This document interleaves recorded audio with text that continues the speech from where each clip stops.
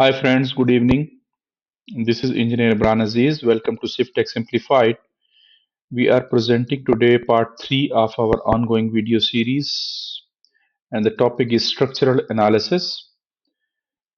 I will be presenting 25 MCQs questions for your next exam. These questions would definitely help civil engineers who are preparing themselves for any sort of competitive exams, whether it is provincial or state level exam or at federal level, or some job interviews or university tests. And the correct answers would be highlighted so that you could review them effectively. So let's get started with today's part. We have already covered part 1 and part 2, where we're covering 50 questions so far. And these all were within fundamentals of statically determinate structures. So this part 3 would be the last part under this subtopic of fundamentals of statically determinate structures. But however, we will be continuing the main lecture of structural analysis in the following few videos.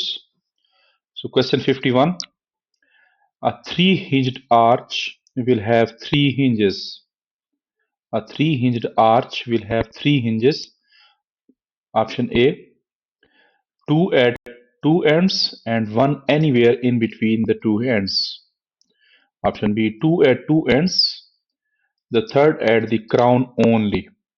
Option C, one hinge at crown essentially and the other two anywhere. Option D, none of the above. A three-hinged arch will have three hinges. A is the correct option. Out of those three, two would be at the ends and one anywhere in between the two ends. So A is the correct answer for this question. Question 52. Cables resist external loads by option A, tension, option B, compression, option C, bending moment, option D, compression and bending. These cables refers to the hanging bridge. So A is the correct answers. These cables have tension. Option A is the correct answer for this question.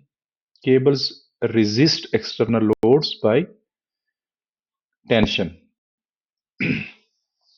Question 53.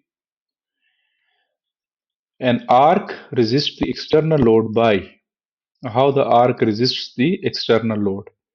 Option A, normal thrust. Option B, normal thrust and bending moment. Option C, bending moment and radial shear. Option D, normal thrust, radial shear and bending moment. So D is the correct answer for this question. An arc resists the external load through normal thrust, radial shear as well as bending moment. Question 54. An open-ended cylinder of radius r and thickness T is subjected to an internal pressure P. There is an open-ended cylinder. The radius of the cylinder is r. The thickness of the walls of the cylinder is T, while it is subjected to an internal pressure of P. The Young's modulus for the material is E, capital E, and the Poisson's ratio is mu. What would be the longitudinal stress? Option A is 0, option B PR over TE, option C PR over 2TE, option D none of these. So the longitudinal strain in the cylinder of radius r, thickness star and internal pressure P, while Young modulus is E and Poisson ratio is mu. The longitudinal strain is 0. Remember, the strain is, we have already discussed stress and strain in the previous lectures. You can refer to them as well. Strain is the basically change in the length of that cylinder. So as this cylinder is an open-ended and there is no external pressure or external forces mentioned in the question, so there is no change in the length or dimensions of the cylinder. Therefore, the longitudinal strain is 0. A is the correct answer for this question. 55. The shape of cable under transverse uniformly distributed load is. What would the shape of cable of overhanging bridge under transverse uniformly distributed load? Option A, parabolic. Option B, catenary, circular. Option D, triangular. So A is the correct answer, parabolic. The shape of the cable would be parabolic in case of uniformly distributed load. 56. A cylinder is said to be thin if the ratio of its thickness and diameter is less than. Option A, 1 by 25. Option B, 1 by 20. Option C, 1 by 15. Option D, 1 by 10. A cylinder is said to be thin if the ratio of its thickness and diameter is less than 1 by 10. So D is the correct answer for this question.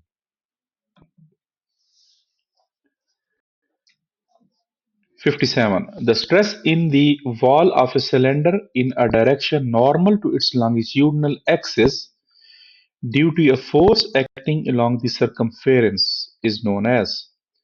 What would be the stress in the walls of the cylinder in a direction normal to its longitudinal axis due to a force acting along the circumference of the cylinder is known as? Option A, yield stress.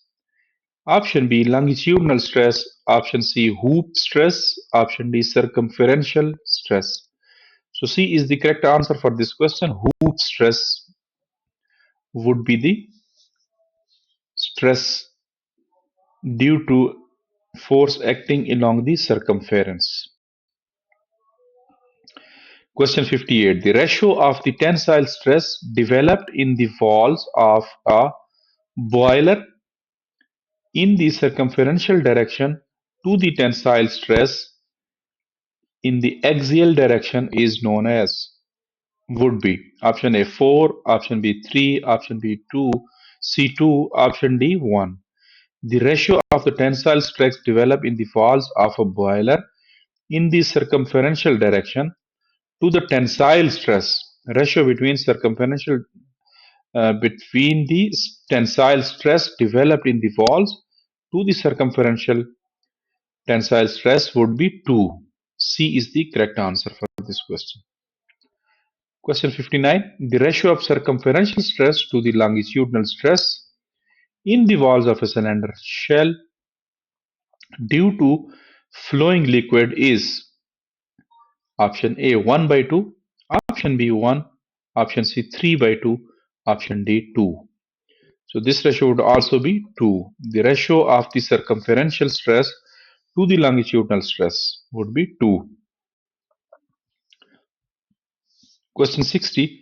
Volumetric strain of a sphere is. Option A equal to the diametric strain. Option B twice the diametric strain. Option C thrice the diametric strain. Option D 1/2 of the diametric strain. Volumetric strain of a sphere is equal to diametric strain. So A is the correct answer for this question. Question 61. Shear strain is generally defined in terms of.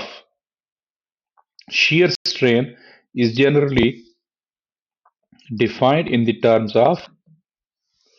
Option A, deformation angle. Option B, increase in length. Option C, modulus of elasticity. Option D, shear modulus. So shear strain is generally defined in terms of. Option A, deformation angle. Option A is deformation angle. So A is the correct answer for this question. Question 62.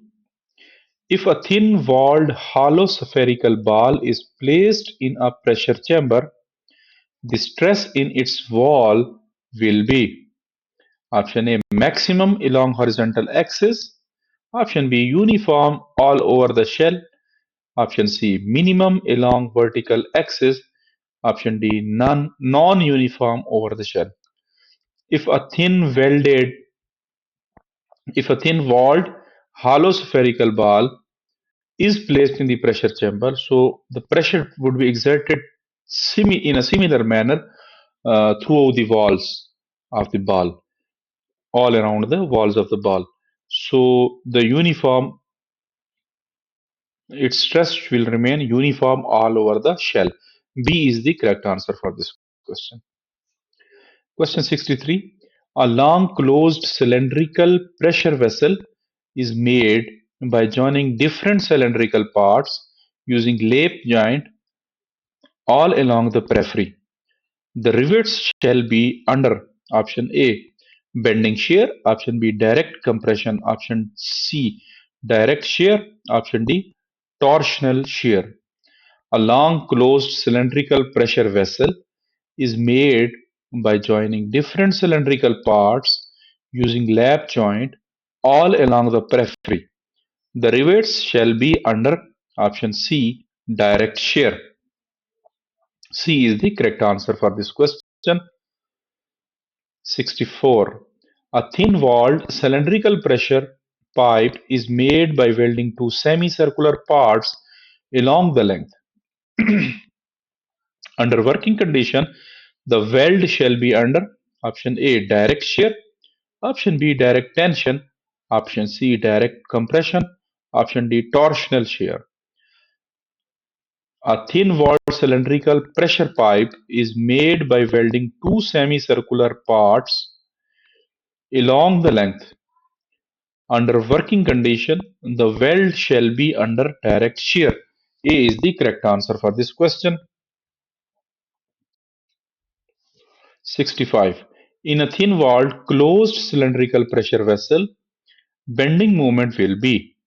In a thin-walled closed cylindrical pressure vessel, bending moment will be option A, maximum near the end, option B, maximum at the midsection, option C, zero everywhere, option D, uniform everywhere.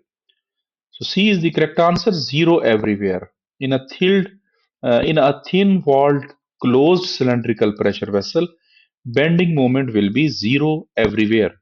So C is the correct answer for this question. Question 66. In all cylindrical pressure vessels, the ends are kept in form of hemisphere instead of circular plates. It is done to option A, avoid stress concentration, option B, increase the capacity, option C, reduce longitudinal stress, option D, reduce hoop stress.